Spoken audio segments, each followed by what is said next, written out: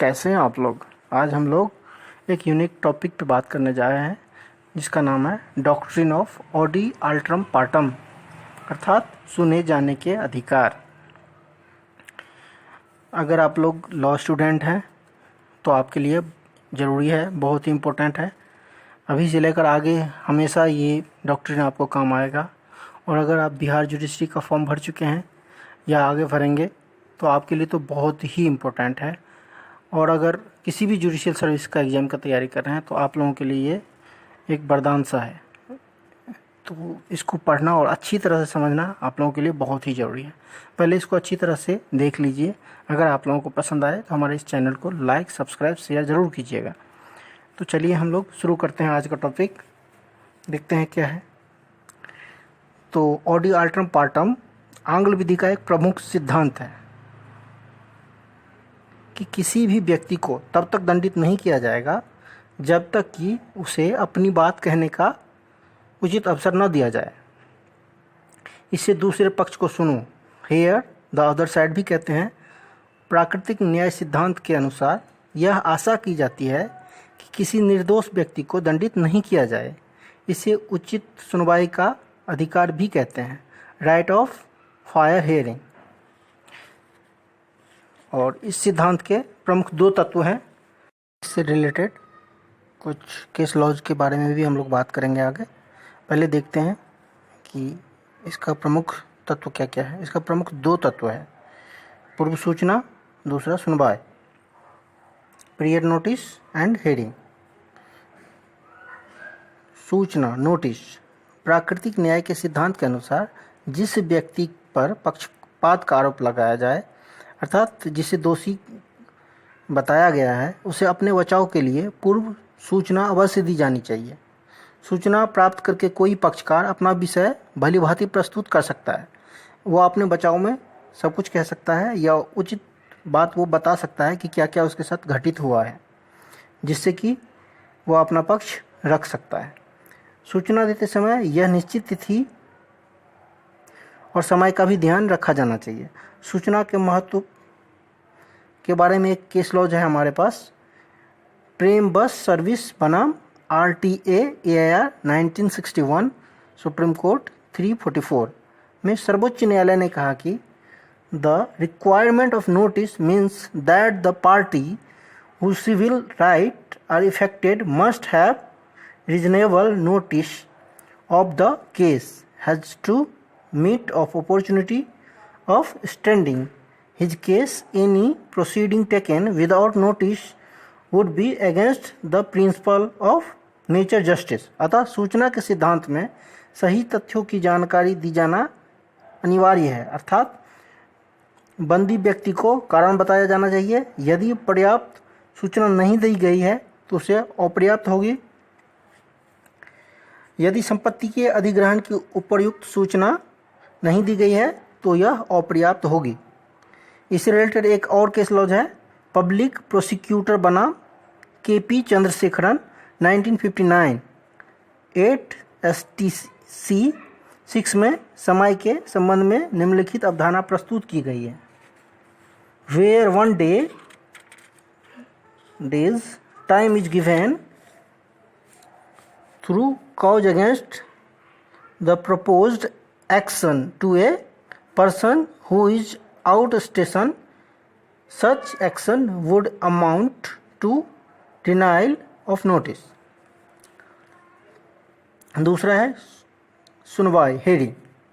भारतीय संविधान के अनुसार किसी भी वाद में सुनवाई का महत्व न्यायिक अथवा अर्ध न्यायिक प्रक्रियाओं में अति आवश्यक होता है। सुनवाई करने वाली प्रशासनिक इकाई को निष्पक्ष रूप से साक्ष्यों के आधार पर निष्पक्षता प्रमाणित करने के लिए निर्णय करना चाहिए। D. स्मिथ ने अपनी पुस्तक में स्पष्ट किया है कि दोनों पक्षों की सुनवाई की जानी चाहिए। यह प्राचीन काल से एक स्वीकृत नियम है कि किसी भी व्यक्ति को बिना किसी न्यायिक प्रक्रिया द्वारा सुनवाई के बिना सिद्ध दोष ठहराना, दंडित करना, संपत्ति से वंचित करना उचित नहीं है। प्राकृतिक न्याय के संबंध में यह स्पष्ट है कि न्यायाधिकारियों को दोनों पक्षों की सुनवाई करनी चाहिए तथा प्रत्येक पक्ष को अपने पक्ष में सिद्ध करने का अवसर दिया जाना चाहिए। सुनवाई के अवसर के संबंध में तो दो तत्व बहुत आवश्यक है। पहला, उचित अवसर दिया जाना चाहिए।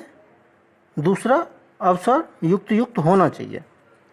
इसके साथ सुनवाई करने का अधिकरण निष्पक्ष तथा विधि के अनुसार सुनवाई करने वाला होना चाहिए। सुनवाई के लिए न्यायाधीश को चाहिए कि वह दोनों पक्षों की सुनवाई करे और दूसरे पक्ष की अनुपस्थिति में सुनवाई कदापि ना करे। प्राकृतिक नियम का आवश्यक तत्व सुनवाई का पर्याप्त अवसर, विचार विमर्श और सत्यनिष्ठ निर्णय है। एडवर्ड कोक ने इसे आह्वान, परीक्षा, निर्णय कहा है। यह आह्वान, पूछताछ तथा न्याय का निर्णय की सदैव मान्यता रही है।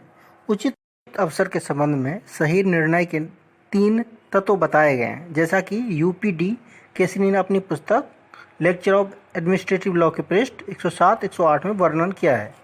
पहला, the adjudicating authority should receive all the relevant material which the individual wishes to produce. दूसरा, it should disclose all information, evidence or material which the authority wishes to us against the individual concerned to arrive at a decision. Third, it should give to the individual concerned an opportunity about such information of material. मौखिक सुनवाई। विधि द्वारा पक्षकार की मौखिक सुनवाई भी की जा सकती है। यह सुनवाई शो कॉज नोटिस में उचित आधार नहीं हो सकती। संयुक्त राष्ट्र अमेरिका तथा ग्रेट ब्रिटेन की भांति मौखिक सुनवाई का महत्व बढ़ाया जा रहा है। निस्संदेह मौखिक सुनवाई भी इस सिद्धांत का एक भाग है। यूपी बोर्ड बनाम कुचित्रा श्रीवास्तव AI 1970 SC 10-1039 में इसमें की कम उपस्थिति होने के कारण कुचित्रा श्रीवास्तव के पक्ष में निर्णय देते हुए कहा कि परीक्षा निरस्त करते समय बोर्ड को दूसरे पक्षकार को अपनी सफाई या बात कहने का अवसर दिया जाना चाहिए था। एक केस लॉ है हमारे पास। बिहार स्कूल परीक्षा बोर्ड बनाम सुभाष चंद्र सिन्हा तथा अन्य AIR 1970 में किसी परीक्षा केंद्र पर विद्यार्थियों के अनुचित साधनों का प्रयोग किया गया और नकल की। बोर्ड ने संपूर्ण केंद्र की परीक्षा रद्द कर दी। इस कार्य पर समस्त विद्यार्थियों ने बोर्ड को चुनौती दी और कहा कि उनके बिना सुने यह कार्य करना प्राकृतिक विधि के सिद्धांतों के विपरीत है। इस संबंध में बोर्ड ने किसी एक पर दोष नहीं लगाया, वरन बहुसंख्यक द्वारा नकल करने के कारण परीक्षा निरस्त कर दी गई। सभी को सूचित करना आवश्यक नहीं था। माननीय न्यायालय के अवधारणा की if there is sufficient material of which it can be demonstrated